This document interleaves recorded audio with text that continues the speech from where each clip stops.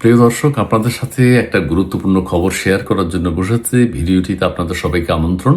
সেটা হচ্ছে ১/১১ সময়ের অত্যন্ত আলোচিত ব্যক্তি লেফটেন্যান্ট জেনারেল মাসুদ উদ্দিন চৌধুরী, তাকে গ্রেফতার করা হয়েছে। কেন গ্রেফতার করা হয়েছে সেই কথাটি এখন বলবো। মাসুদ উদ্দিন চৌধুরী কিন্তু ৯ম পদাতিক ডিভিশনের জিওসি ছিলেন। এই ছাড়া গুরুতর অপরাধ দমন কমিশনের চেয়ারম্যান ছিলেন।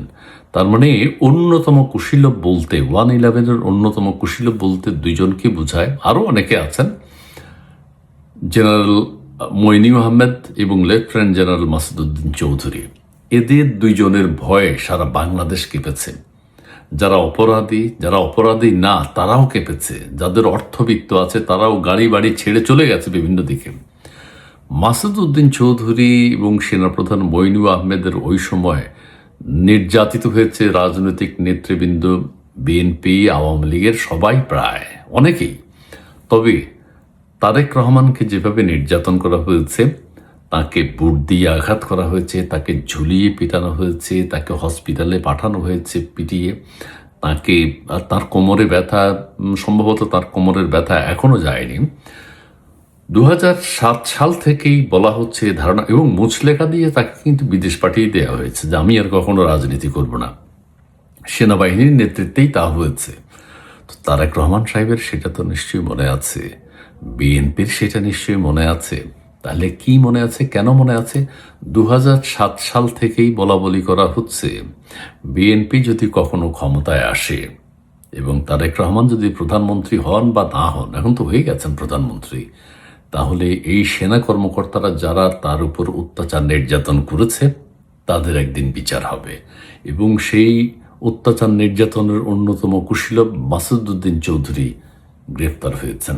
তো আর অন্য যারা আছে তারা তো অবশ্যই গ্রেপ্তার হবেন। আমি আবার বলি, মাসুদ উদ্দিন চৌধুরীর যে পাওয়ার, মইনু আহমেদের যে পাওয়ার এদেশের মানুষ দেখেছে, ভুলবার মতো নয়। গভীর রাতে বাড়িধারা ডিওএইচএস এলাকার বাসা থেকে মাসুদ উদ্দিন চৌধুরীকে গ্রেফতার করা হয়েছে।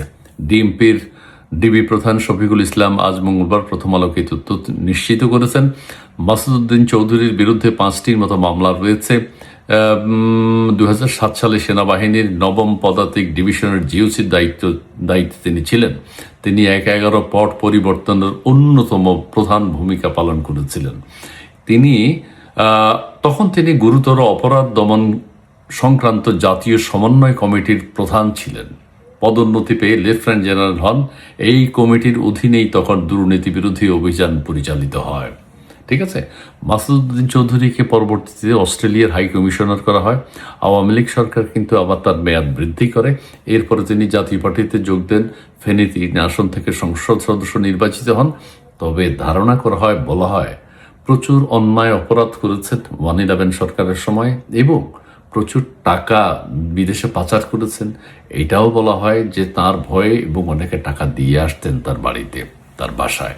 এবং মানে একটা থমথমে পরিবেশ ছিল ঢাকার না, সারা বাংলাদেশের। সেই মাসুদ উদ্দিন চৌধুরী, তাকে যখন মানুষ দেখতে পেত টেলিভিশনের ক্যামেরায়, ভয়ে কম্পমান ছিলেন প্রত্যেকে।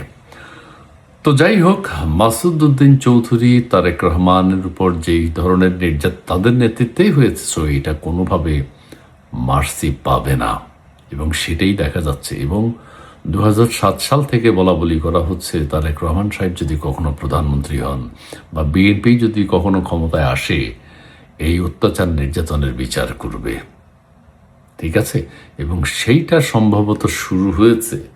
মাসুদ উদ্দিন চৌধুরীর বিরুদ্ধে মামলা কি অন্য সাধারণ মামলা আছে, কিন্তু উদ্দেশ্য ওটাই, তারেক রহমান। এবং এটাও বলা হয়েছিল যে তারেক রহমান যদি দেশে আসেন, সেনাবাহিনীর এই 111-এর কুশীলব যারা ছিলেন তারাই আবার তারেক রহমানের বিরুদ্ধে ষড়যন্ত্র করতে পারেন। তারেক রহমান সাহেব বিভিন্ন কারণের মধ্যে এটাও একটা অন্যতম কারণ, সেনাবাহিনীর ভয় ছিল। যারা 111-এ তার উপর নির্যাতন চালিয়েছিল তারা চায় না, সেনাবাহিনীর অনেকেই চায় না তারেক রহমান সাহেব দেশে আসুন। কিন্তু এখন পরিস্থিতি তো তার অনুকূলে দেশে এসে গেছেন। এখন যারা 111-এর কুশীলব ছিলেন, বেগম জিয়ার উপর আক্রমণ চালিয়েছেন, শেখ হাসিনার উপর আক্রমণ চালিয়েছে, রাজনৈতিক নেতৃবৃন্দকে হ্যারাস করার চরম অবস্থা আমরা সেই সময় দেখেছি। তবে অন্তর্বর্তীকালীন সরকারের সময় যেটা হয়েছে সেটা হচ্ছে শুধু আওয়ামী লীগ সরকারের উপর অত্যাচার, নির্যাতন, হত্যা, নিধন চালানো হয়েছে। 1/11-এর সময়, 1/11 সরকারের সময়